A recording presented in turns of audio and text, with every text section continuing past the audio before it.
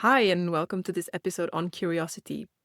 I have a confession. I recorded this episode and realized afterwards that the lighting wasn't very good. The background kept flickering in a way that was very unpleasant for the eyes. So we're doing a bit of an experiment. The rest of the video is going to be in a green screen with a fake wall behind me. It's not optimal, but that kind of had to happen now. So please give your feedback if it's bearable to watch or if that's a no-go. This channel is kind of new and I'm still finding my way, so your feedback is warmly appreciated. Please join me on the actual journey. Curiosity. Hello, you, and welcome to the space of alive curiousness, where we kind of warp curiosity in upon itself. When we turn that life force on itself, curiosity about curiosity. And for me, curiosity is one of those things that can sound like it's not so relevant for a spiritual path, as though curiosity doesn't really belong in a place where serious business is done. And that's such a fallacy, because it belongs at the very heart of that. In fact, there can be no progress, there cannot really be any alive wisdom without curiosity.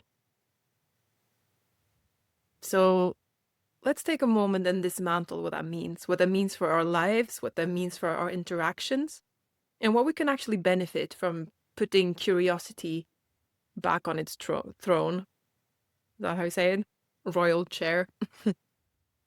There is this phrasing that says, in spiritual realms, I have my hunches where it's from, but right now I'd rather not tie it down to somewhere. But it basically says that people who embody wisdom, they are childlike without being childish. So let's take that again. Childlike without being childish. So what is the difference between that? Apparently in childlike, there is something about children that's also available or present in people who have embodied wisdom. But there's something about children that is childish that does not belong in an embodied wisdom way of living. And I'd like to suggest that the curiosity is the thing that stays. The same curiosity that's alive in a 2-year-old, that puts things in his or her mouth, that is absolutely fascinated by this little straw of grass on the ground. That same aliveness, but without the irritation that I cannot do what I want with the world, without the irritation that things should be different. Yeah. So childlike without being childish. And it's easy that we think that when things become serious, we need to remove the curiousness. We need to remove this childlike wonder of what is it? I read a book by Adyashanti, or I reread it because I love it, by Adyashanti. It's called Emptiness Dancing, it's called.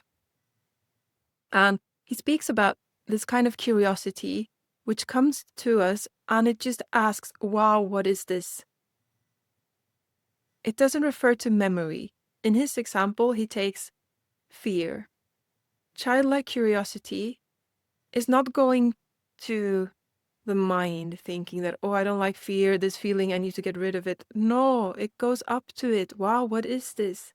How does it feel? How does it manifest? What is it trying to say? It's just curious about everything in existence. It doesn't discern, oh, I'm curious about this new theater play, but I'm not curious about the brushing my teeth. No, there's curiosity into everything, as though you lived it for the first time. Not the insecurity of living it for the first time, but the actual curiosity of living it for the first time.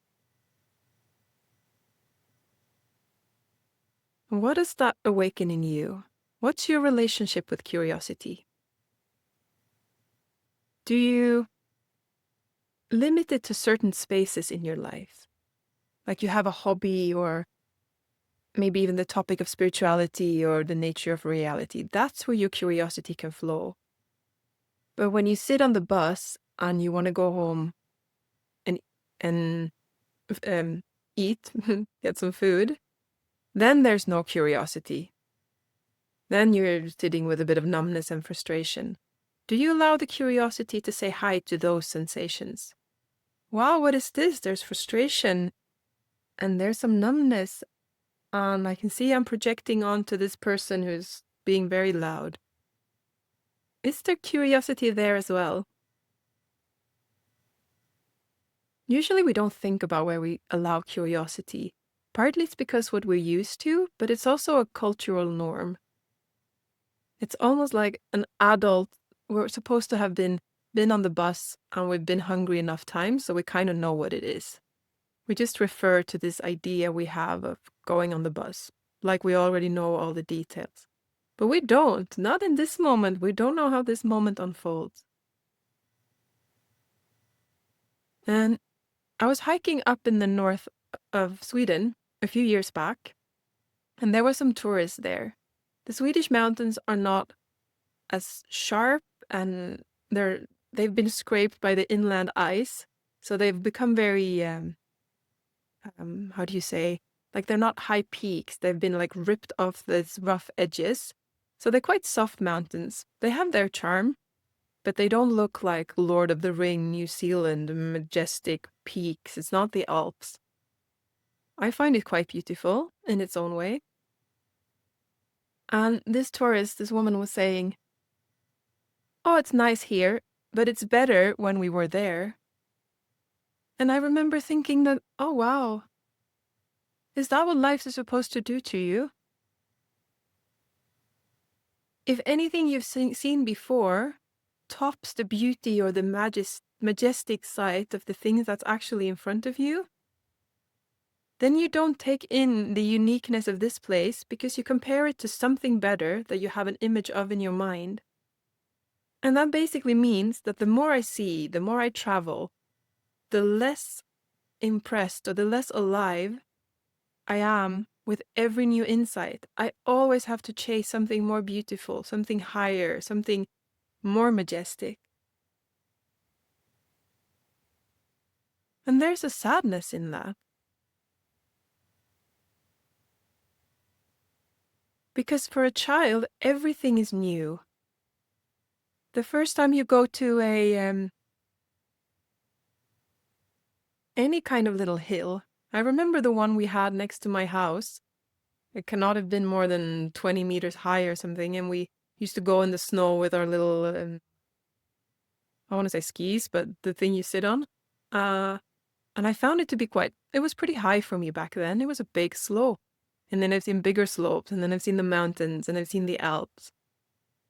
So for a child, everything's new. But when we have been around for a few decades, it's rarely we get to see this majestic view that blows our mind away because we've never seen it before.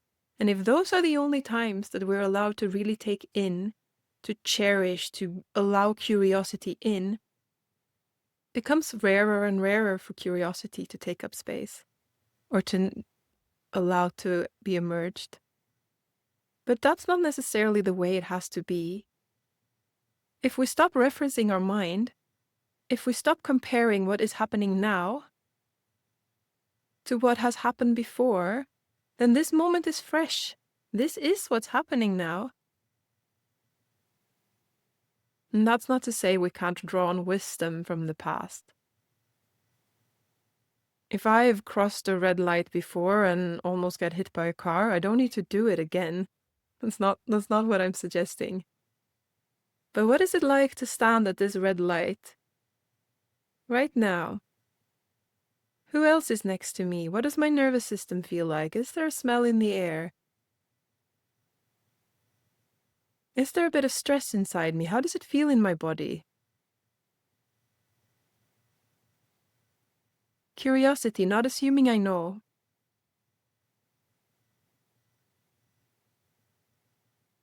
Embodying the aliveness of a young child, but the wisdom of a lifetime lived. Hmm. And also in places where you're supposed to be quite serious, like in a meeting room or during meditation. It looks like this is serious business. But if we have no curiosity, how do we understand other people? We have to be curious. What is this person trying to tell me right now? And in meditation, for me, meditation is the embodiment of curiosity. It is dropping into not knowing, observing, not locking into, I think I know something, because then I reference my mind. Being in the space of not knowing, of observing, is where curiosity resides. It's the source of curiosity.